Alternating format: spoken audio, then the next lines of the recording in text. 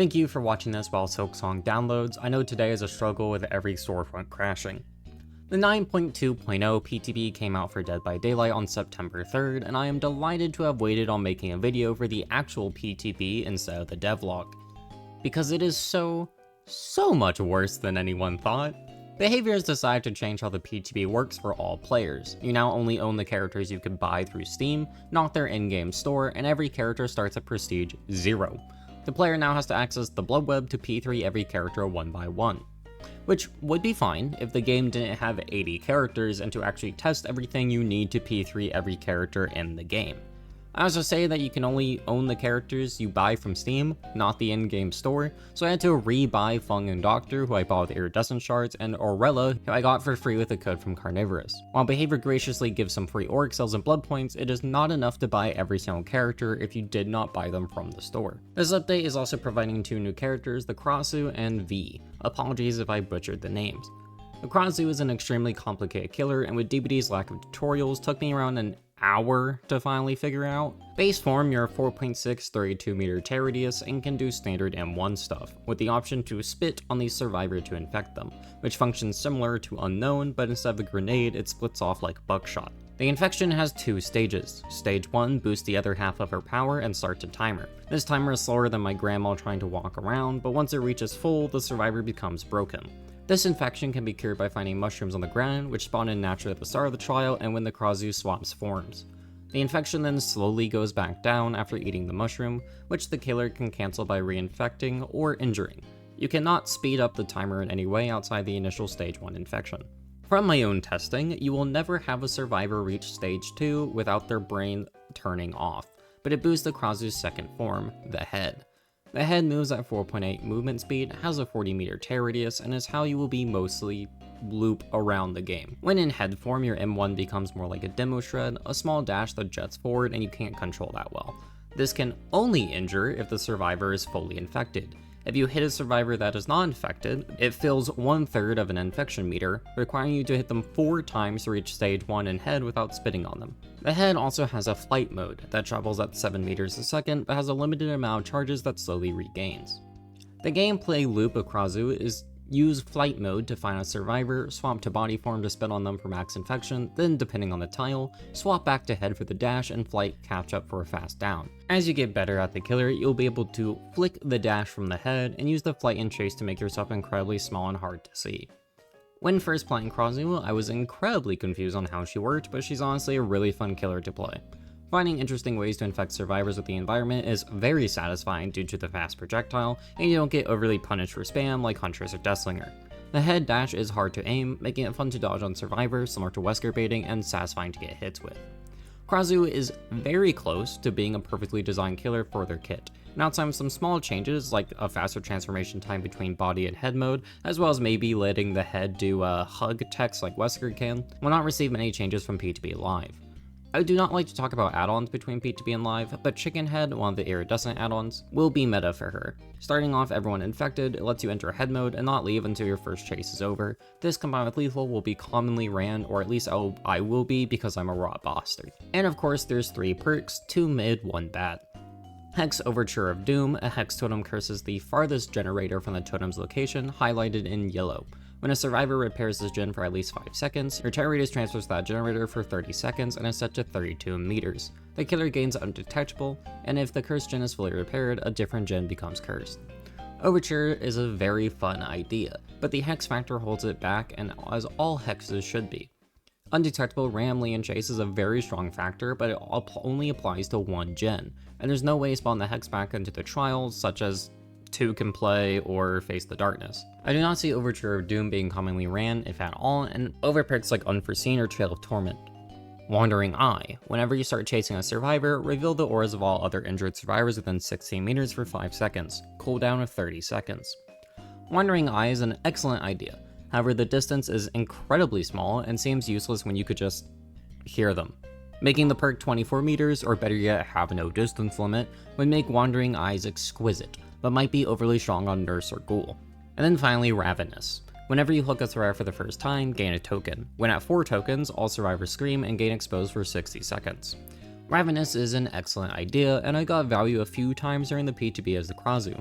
However, this perk also gets massively nerfed by Vigil, and I don't know why you would run this over other exposed perks like Starstruck. Of course, this is a full chapter and not just a killer. Meet V, a drummer from Thailand and who has gotten a very warm reaction from the community. I'm extremely biased because I will always prefer OG characters from License 1, but I love her cosmetics and style already. Also, her lobby animations are really cute, and I will gush about it if I let myself in this video, but I'm saving the ranting for the anti-telling stuff, which we'll get to at the end. She comes with 3 perks, 1 good, 1 mid, 1 funny. Road Life, while injured but not broken, gain 1 token per great skill check when working on a generator. When you have 6 tokens, they are automatically spent and you gain a 100% healing speed bonus on your next heal. Lose 2 tokens when you fail a normal skill check. Road Life, while neat, gets outshined by Botany, which has 0 requirements and just grants a flat 50% bonus.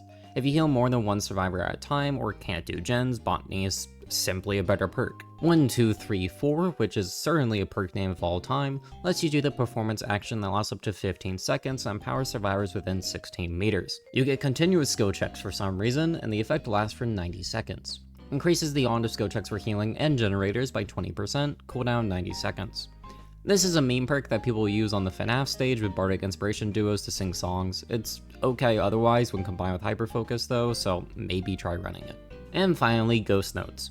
While you have exhaustion, your scratch marks disappear 50% faster, and you recover 10% faster from exhaustion. Ghost Notes flat out needs to do the exact opposite. It should only activate when you are not exhausted, as combining this perk with Sprinters, Vigil, and Lightweight makes it incredibly hard to track survivors. 50% makes scratch marks disappear almost instantly, and it's honestly kinda crazy to go against from what I was experiencing, and as it's the most anti-loop perk, everyone was running it on BTB. And killers that already struggle with tracking will hate this perk with a passion for the next few weeks after release. So far for this video, I have just been going through the PTB notes in my own opinion. However, I will be skipping the anti-slug and anti-tunnel for now and shoving them to the end of the video, as that will be the longest and most important segment by a mile for this PTB and what most people are talking about. Myers got heavily reworked this update into a semi-dash killer. When in default mode, you can swap between 2 versions of Myers, Stalker and Pursuer, with Stalker mode lets you stalk survivors, but you move at 4.2 movement speed with the undetectable status effect.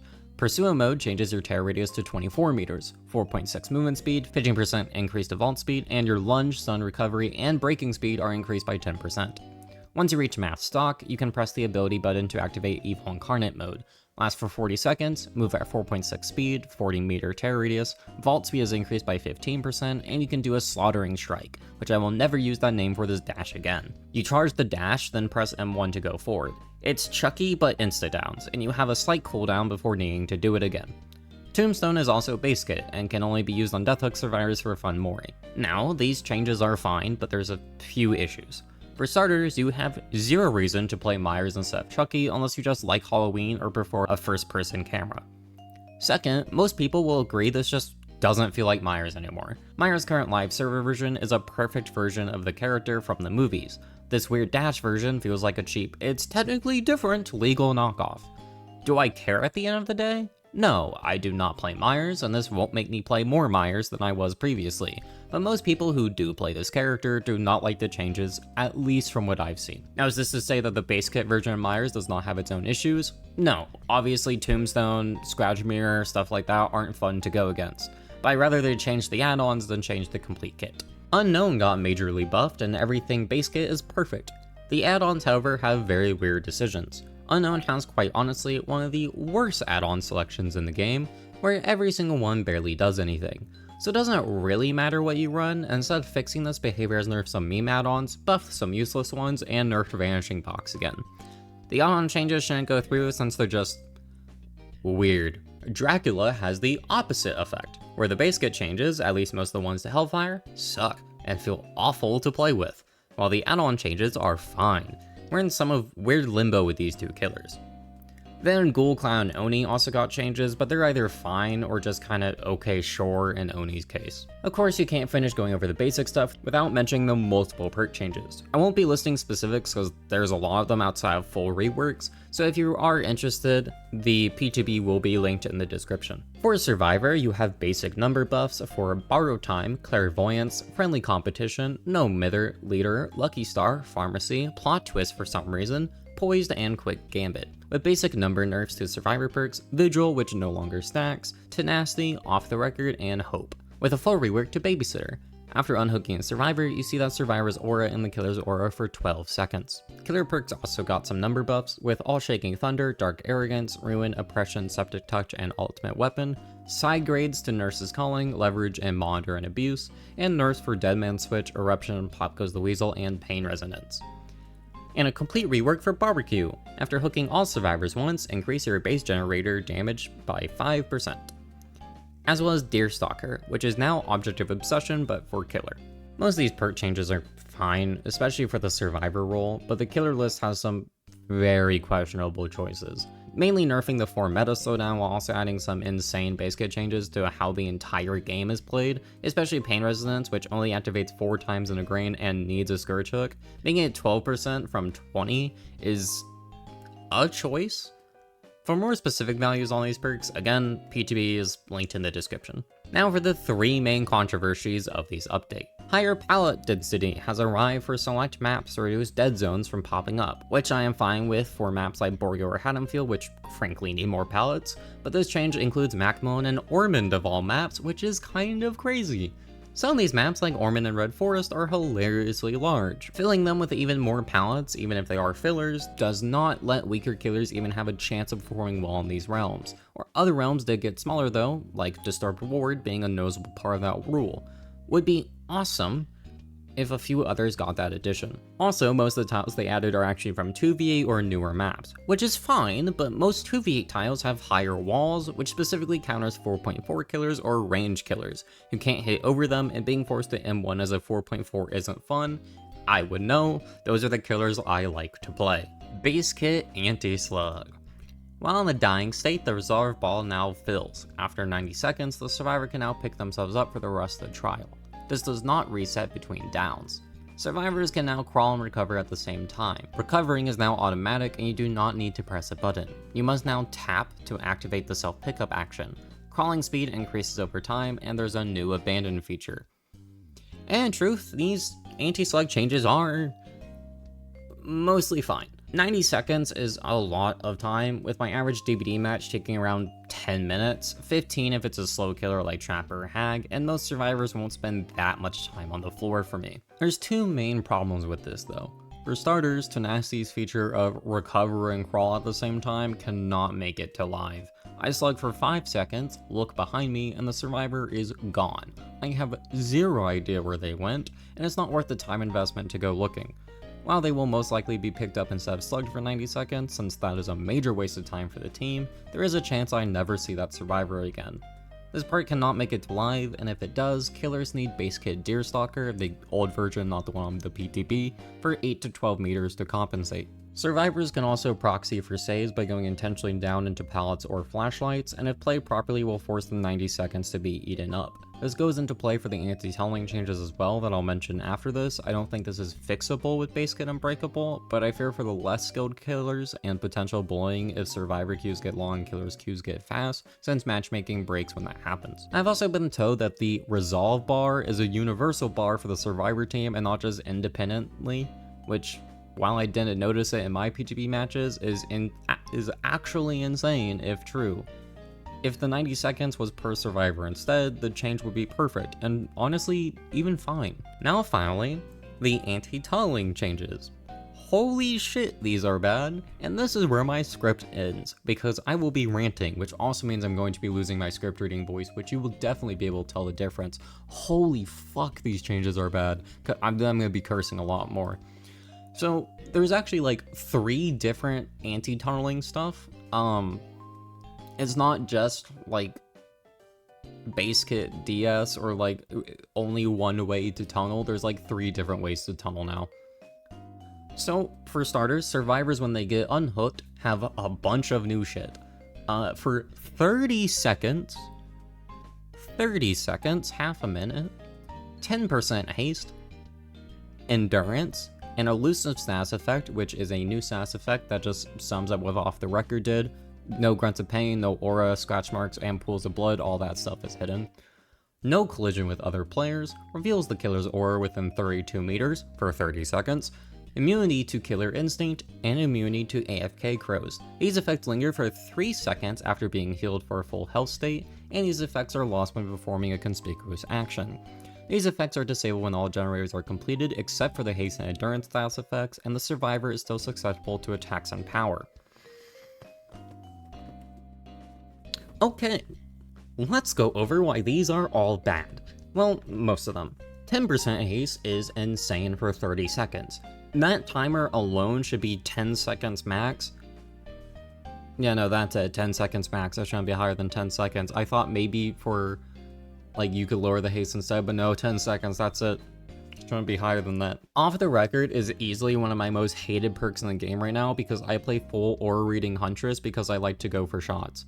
Literally the entire gimmick of this new update is making that base kit for 30 seconds, and I hate it Off the Record because that shit was 90. Like, sure, the timer is going to be nerfed, but now every single survivor is going to have it, and that is highly agitating. So, for starters, the elusive, endurance, and haste should be 10 seconds instead of 30. The no collision with other players is also very problematic, because keep in mind these are anti-tunneling changes, and there are 2 other anti-tunneling stuff. Well, 3. There's 2 punishments and 1 reward for killers getting unique hooks, but no collision with other players lets people very easily abuse that. You have no collision with the killer, which means you can be inside of the killer's model for 30 seconds. The auto aim, when you start to swing, automatically goes into the survivor that is inside your body, instead of the survivor that is, you're actually trying to chase. It makes body blocking easier to do after you get unhooked with the endurance. So then you force the endurance, and normally you would go tunnel that person. You can't do that anymore without getting punished, and I'll explain why after we go over these changes. But you'll see how this kind of snowballs into too much. Second, I don't know why they didn't make getting fully healed a conspicuous action. That makes no sense to me. If you're going to make progressing the game a conspicuous action, why is it that when you get fully healed, you're not being conspicuous? You are being progressed as part of the game, you're healing. If I M1 you, you don't go down anymore.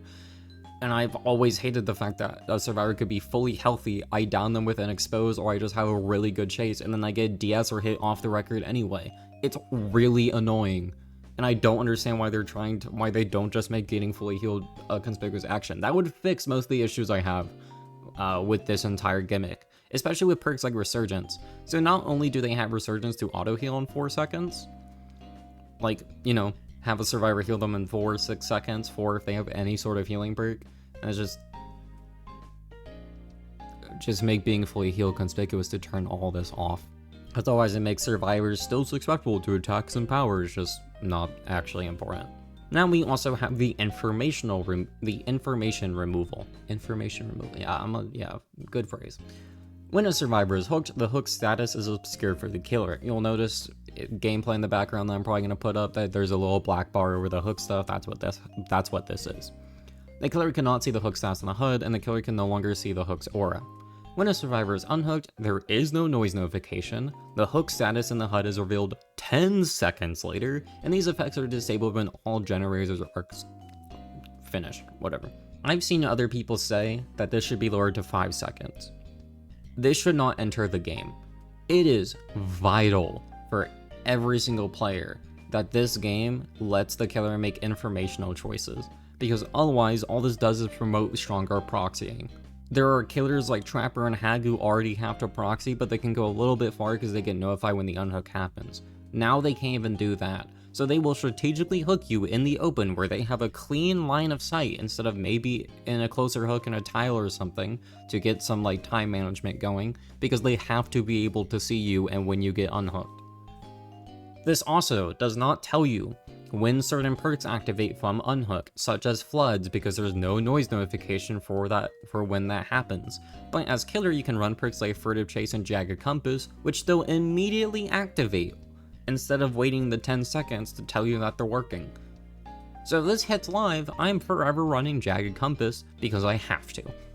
I cannot put into words how bad this is for information and macro play on killer. If they want to remove macro play, then they have to just straight up delete killers like Hag, Skull Merchant, and Trapper, who are all macro reliant. Their micro isn't good, so they have to get completely reworked. And for some people, they're gonna be thinking, yeah, I hate facing those guys. I personally love them. I got an Adriana yesterday and I cried out tears of joy because I love her. I understand most people don't though. And if that's the direction DBD wants to take, then fine, but a lot of killer players like the macro side of this game, so they're probably gonna end up leaving. Now, there are some base kit hook bonuses. When hooking a survivor that is different than the last hook survivor, the killer gains the following effects. 20% bonus to the next generator damage action. 10% haze for 15 seconds. Breaking a power damaging a survivor removes this bonus. Reveal all survivors outside of 40 meters that have less than or equal hook states for 4 seconds. These effects can only be gained when the survivor performs the hook interaction themselves, and these are nerfed for killers like Blight, Darklord, Ghoul, Billy, Krasue, and Nurse to a 10% bonus and 5% haste. These effects are also disabled when all the gens are finished. Now these are honestly fine. The problem is that behavior is trying to leave this as compensation for the changes that they're adding to make it harder to tunnel. For Blight, yeah, 10% bonus to gen, 5% haste, fuck yeah, dude, that's perfect compensation. Blight's gonna do just fine.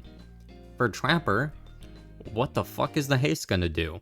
You trap an area. The barbecue only shows you survivors outside of 40 meters that have less than or equal hook states to the one you just hooked, which would be everyone at the start of the game.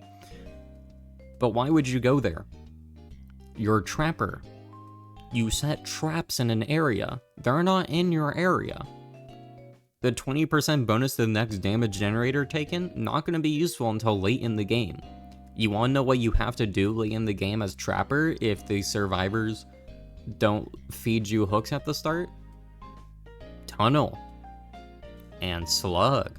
Any killer that you would think as Trapper who is slower paced or might be a weaker M1 and usually has a tunnel towards the end of the match, these changes don't help at all. The 10% haste could let you leave the area, but again, you're probably defending a 3 or 4 gen, so it just doesn't make sense for that to happen until like a survivor's right next to you, but then you don't have aura read on them, so then you don't know that they're there. And then you won't know if they unhook immediately because you don't get a noise notification. And then if they unhook in your face and you go to like chase the survivor that unhooked them and didn't even tunnel, the survivor that doesn't have a hitbox anymore gets inside your body and forces the auto aim. And then if you tunnel them, you get punished. And let's talk about that stuff now. When a survivor dies to a hook action or mori before 6 total hooks, the remaining survivors gain a 25% repair speed bonus. So now you have to see when you have 6 hooks total. Just so we're clear, you have to think to yourself as a new player, do I have 6 hooks yet, by looking in the bottom left. Now granted, the killer can see hook counts now, which is a beautiful change. I love that UI change. That should come to life. Let me see hook stages, please. I love that idea. It makes macro play a little bit easier for newer players and I don't have to juggle as much. Beautiful idea. Beautiful idea. But making it to where survivors gain a 25% repair speed bonus on top of whatever perks they have and items makes no sense, especially because if you're tunneling, that means it's late in the game typically. Now granted, you will get some people who tunnel at 4 or 5 gens. That's fine. I don't do that. So if I play Trapper and there's 1 gen left and I have 3 hooks, I'm like, oh, I need to tunnel that guy so I actually have a chance of maybe getting like more than 1 kill this game. The game says no, you can't do that anymore, otherwise they're going to get gens done 25% faster. Minimum. Oh, also, you can't tunnel. Because when a survivor that was previously hooked is killed or sacrificed, the killer loses the ability to block, damage, or aggress generators by any means. I'm leaving the long seconds of silence in that video just so that can really set in for everybody. Again, I don't even think I need to cover why that is such a terrible, terrible idea, because if you're a weak killer and you're tunneling, it's at the end of the match where you need to keep regressing gens. So you can't just get rid of that option. And I can live with the repair speed bonus. Like, sure, punish someone who tunnels super hard. If they lower that from 6 total hook states to 4 total hook states and make it to where it's like only applicable if there's 4 or more gens, so the survivors finish 2 gens, then you don't get punished if someone dies before 4 or 5 total hooks, it's great. It's a perfect idea.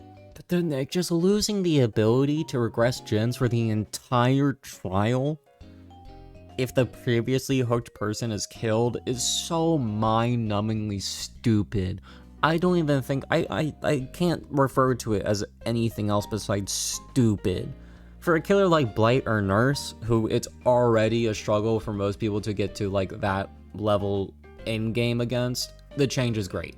But unlike the haste and the extra gen kick bonus, that just doesn't matter for weak killers. Like, the strong killers aren't gonna care because, like, they're a strong killer. They, like, I don't know about you guys, on Blight, I run, like, pure chase stuff, and most people die at 4 or 5 gens. Because it's Blight. Because it's Nurse. Not because I'm exquisite. But on Trapper, like, I'm always at, like, 4 gens done, because he's a slow killer. And then you combine this with everything else. So keep in mind, if they do a conspicuous action, it does not turn off these tunneling penalties. Just so we're clear.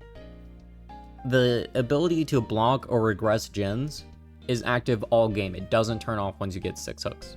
If you are at 8 hooks, 1 gen left, you double hooked everybody, and you're like, everyone else is healthy, that guy just got unhooked, I just saw it happen, I'm gonna go tunnel them because I really need a kill right now, there's 1 gen left, all the gens are like 10-20%, by the time I down him, they'll be at like 50%, I can bring this back.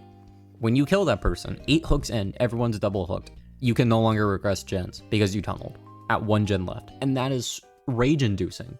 I don't have a better word for it. That is rage inducing. You're making the correct play there to get as much pressure as you can late into the game. The survivors have played well. You have played well. We're towards the end of the match. It's about to be over. The killers are either going to make a comeback or the survivors are going to push through gens and get out. And you no longer have that decision. Your decision is lose or hope the survivors mess up when pushing for the 3 gen. There's nothing else you can do there. It's literally, haha, you lose. Here's a job application. And this is the other thing, you can't chase that survivor for the rest of the game. Until you kill somebody. Because when you try chasing that person, and then you do that at any point, even if they get healed, that's still tunneling to behavior.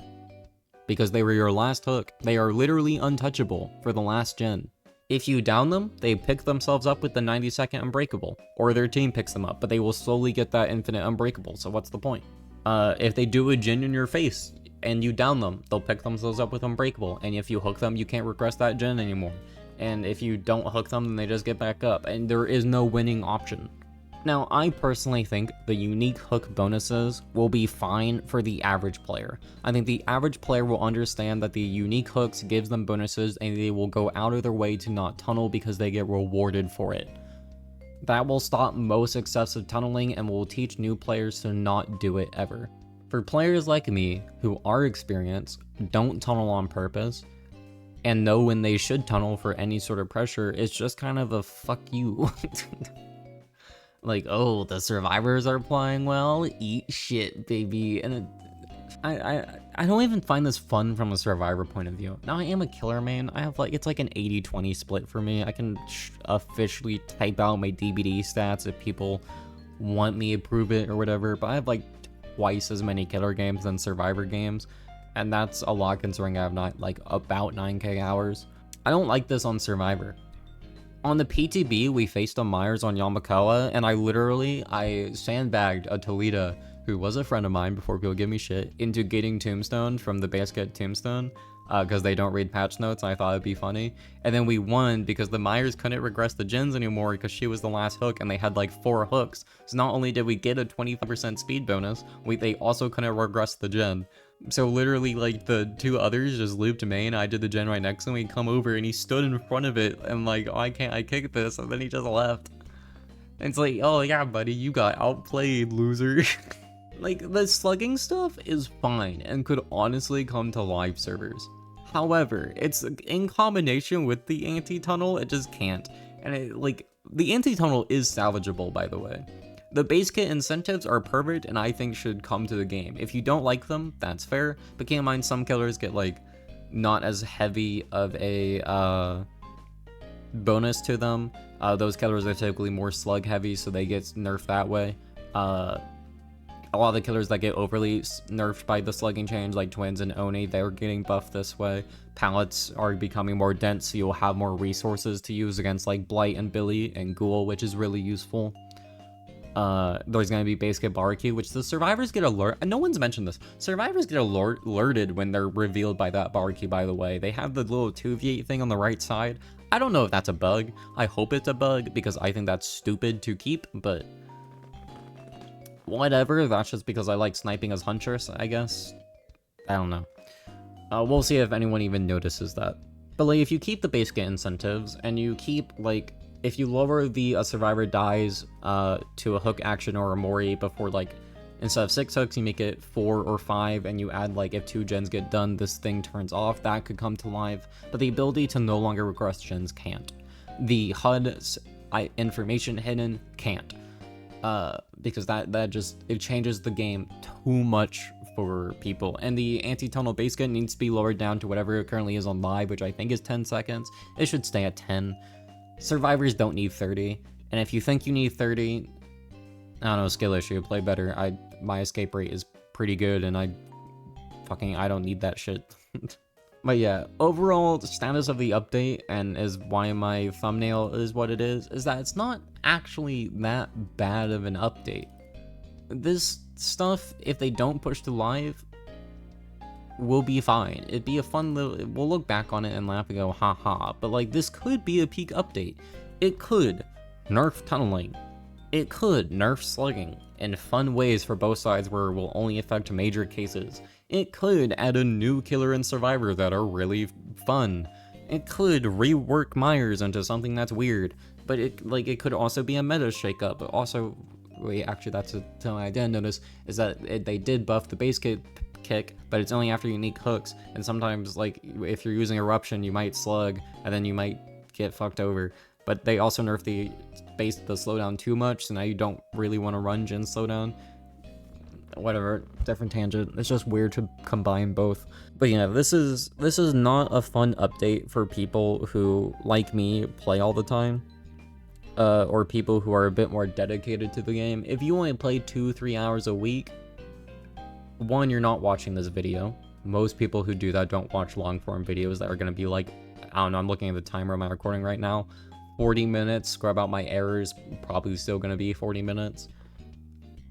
Like, they don't click on this stuff. It's only dedicated players, and everyone's going to feel it. On Survivor, your escapes are going to feel a lot less satisfying. On Killer, it's going to be a lot more frustrating, and I don't know. I think I made it clear my opinion on this update I would give. If the anti-tunneling stuff, if they change what I want them to change, it's a 10 out of 10 update.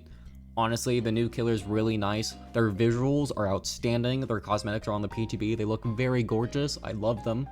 I love the new Survivor. They're also very pretty. They're quickly, the past like 4 OG releases for OG characters have been some of my favorites, which have been Aurella, Tori, Sable, and V, which is awesome. I love them. I'm working on a P100 Aurella. She's like P62. Sable's like P32. I want to do Tori next, and then V is probably going to also be up there. And it's just, I love that update. I love the six new perks seem fun. The Tamarine's kind of stupid, but it's like the funny kind of stupid. If they just don't do the unknown add-on changes, don't do the Myers changes, don't do the Dracula nerfs, only make Hellfire buffed, and don't do a side grade of Hellfire. Just buff it and nerf wolf form. Don't include the anti-taunt stuff I said. Don't include tenacity in the anti-slug. And if the anti-slug is universal across all 4 survivors instead of individual timers, make it individual timers and you got yourself a great update. It is salvageable. Also make being fully healed a conspicuous action. I don't understand why someone can DS me. They literally hop into a locker fully healed, go down on purpose through 2 health states, and then DS me. And I fucking hate that.